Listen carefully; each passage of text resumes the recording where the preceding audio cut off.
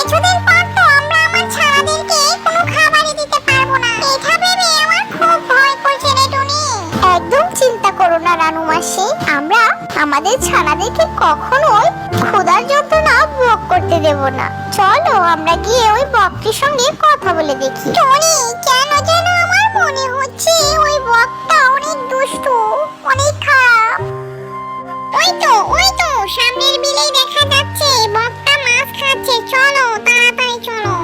বকমাসি, ও বকমাসি, তুমি যে এইভাবে জঙ্গলের সব মাছ খেয়ে ফুরিয়ে ফেলছো, তা আমাদের বাচ্চারা কিছুদিন পর কি খেয়ে বেঁচে থাকবে বলো? তাই ব্যাপার বলি, আমি কি আর মাছ স্বাদে খাই? মাছ না খেলে আমার বাচ্চারা কি করে বড় হবে? ঠিক আছে, তাহলে আমি আর মাছ খাবো না। রোজ রোজ এনে আমায় তাজা ফলমূল দিতে হবে, ঠিক আছে? বন্ধুরা, তারপর টুনি আস্তে আস্তে কিছু কিছু গাছ থেকে ফল জোগাড় করতে লাগলো এবং সে ওই রাক্ষসী বকটাকে এনে ফলগুলো দিতে লাগলো।